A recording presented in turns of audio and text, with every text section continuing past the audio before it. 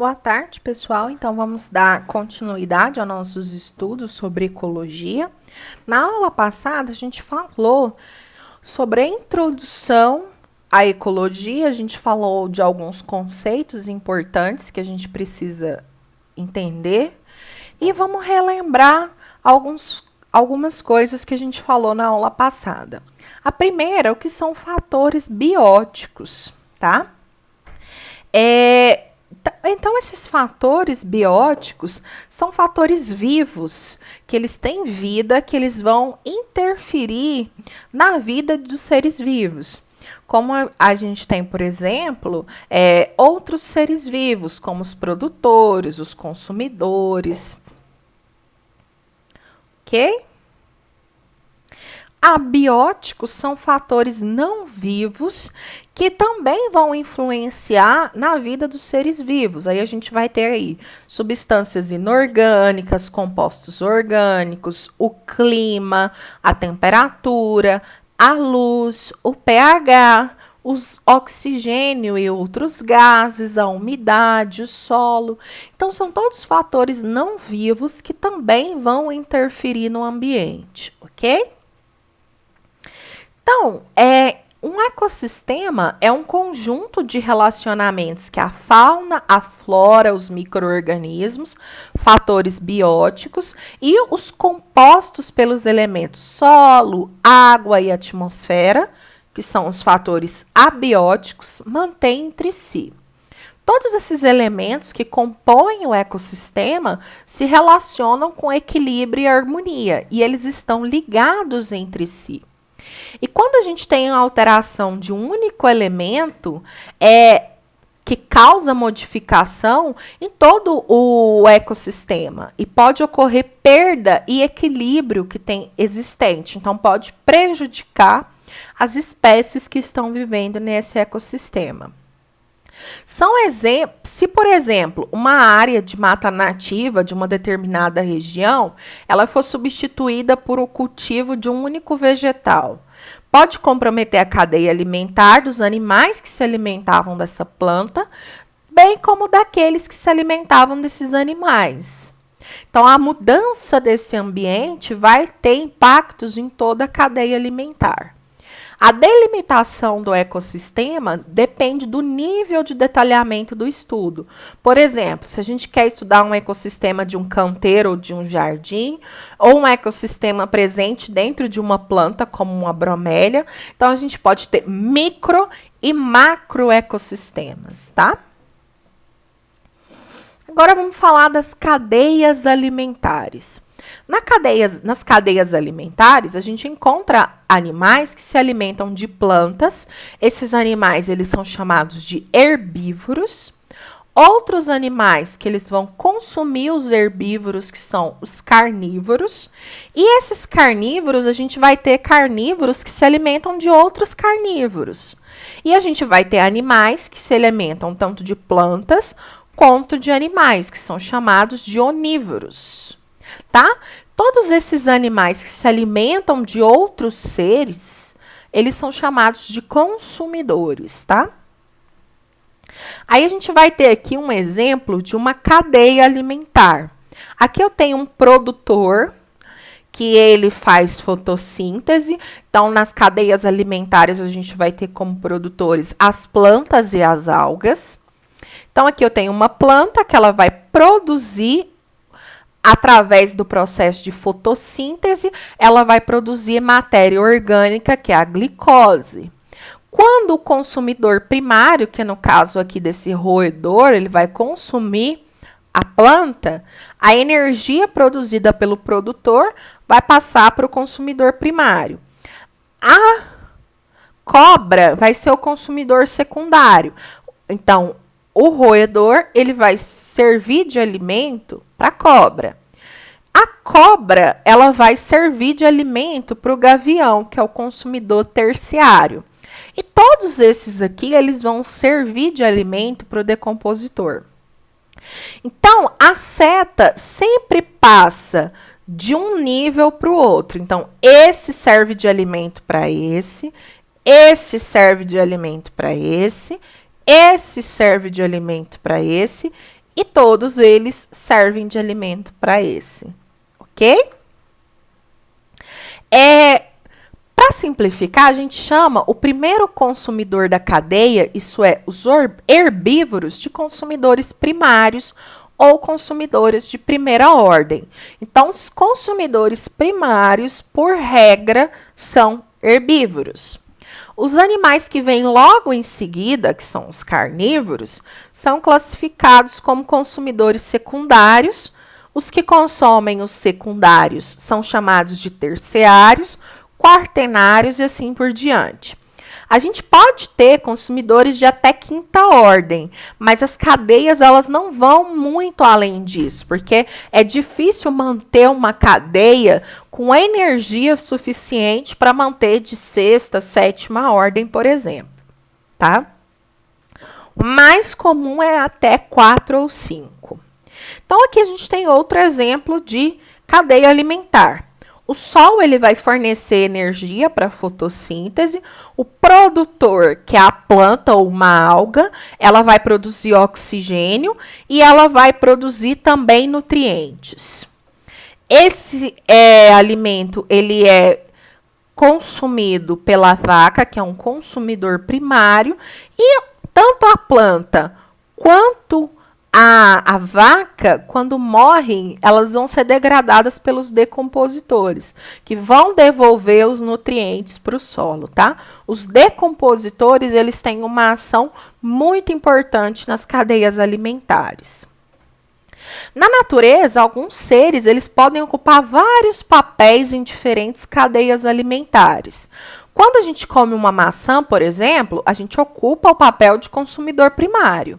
Quando a gente come um bife, somos consumidores secundários, porque o boi come o capim e que ele é o consumidor primário. Muitos outros animais também têm uma alimentação variada. Então, dentro de uma teia alimentar, os animais eles podem ocupar várias posições dentro da cadeia alimentar, tá? Um organismo ele pode se alimentar de diferentes seres vivos e servir de alimento para outros seres vivos.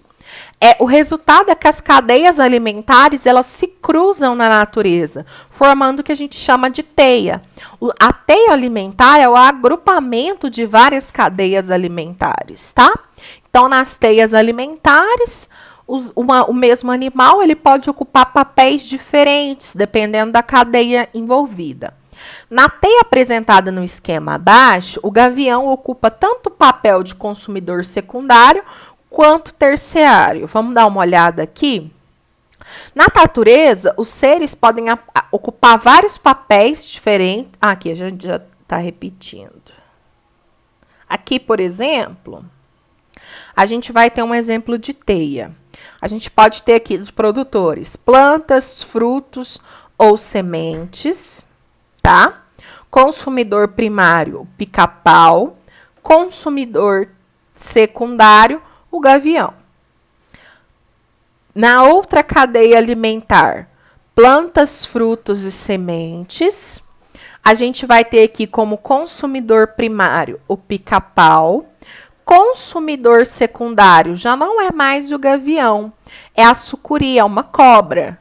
E o gavião, ele vai se alimentar da cobra. Então, ele pode ter um papel de ser secundário, terciário. Às vezes, esse mesmo gavião, ele pode assumir o papel de quaternário, dependendo da teia alimentar, tá? Então, ele pode ter vários papéis. Aqui a gente tem um exemplo de uma teia alimentar, que é o conjunto de várias cadeias. Então, ó, esse fruto aqui, ele serve de alimento para o tuiuiu. O peixe também serve de alimento para o tuiuiu. O peixe ele pode servir de alimento para a onça. A planta serve de alimento para o veado campeiro.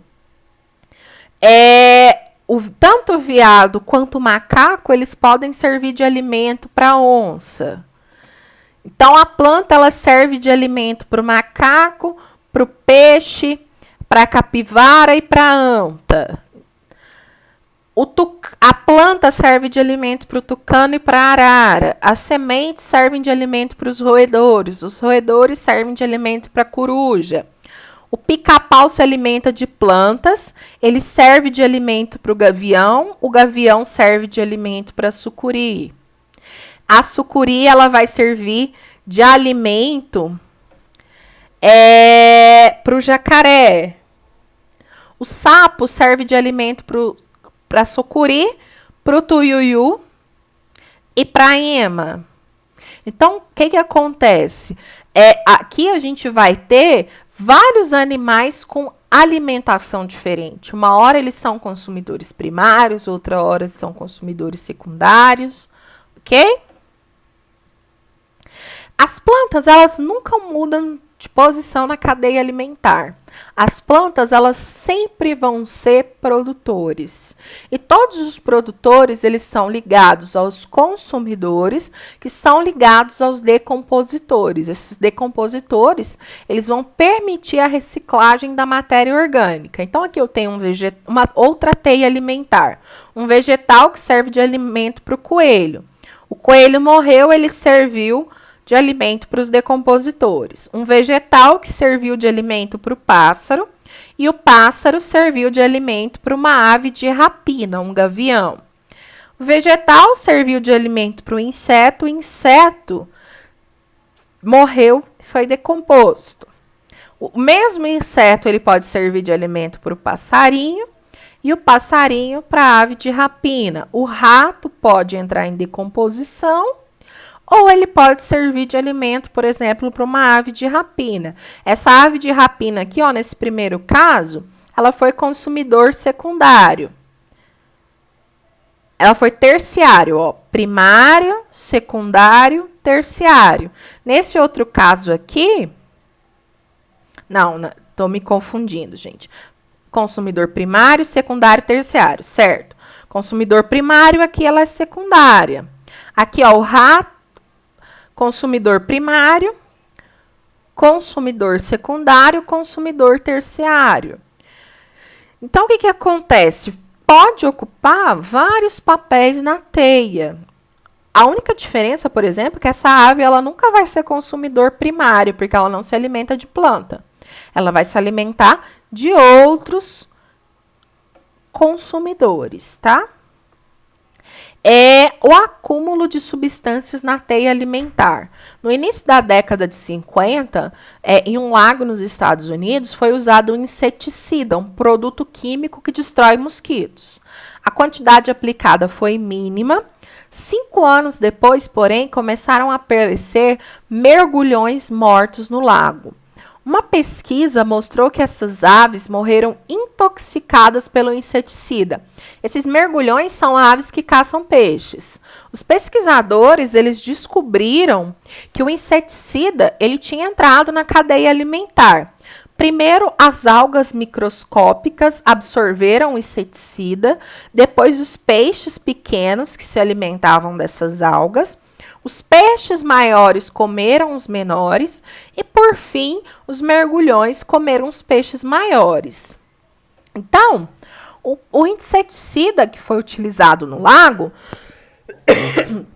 desculpa, pessoal, pertencia a um grupo de substâncias que permanece no ambiente por centenas de anos sem se decompor ou se decompondo muito lentamente. E da mesma forma que quando ingeridas, essas substâncias demoram bastante para ser eliminadas do organismo. Outros exemplos de elementos de organismos de seres vivos que têm dificuldade de se decompor são o chumbo e o mercúrio. São ingeridos com frequência, essas substâncias vão se acumulando no organismo e elas vão provocando doenças. Então, esses elementos químicos, eles também têm a capacidade de ser repassados para a cadeia alimentar e vão trazer muitos problemas. Certas regiões do Brasil, os garimpeiros eles vão usar o mercúrio para separar ouro da areia. Uma parte do mercúrio ele se espalha na água e se perde. Resultado: os próprios garimpeiros correm risco de se contaminar, A água dos rios tornam-se perigosas com altas taxas de mercúrio. Esse mercúrio ele pode se depositar no corpo das pessoas que se alimentam dos peixes. Ok? Então, ele é um ciclo que vai... Quando a alga ela é contaminada com uma pequena quantidade. Só que o peixe que se alimenta da alga, ele não vai comer uma única unidade, ele vai comer várias algas. Então, ele tem uma concentração maior de produto químico no corpo.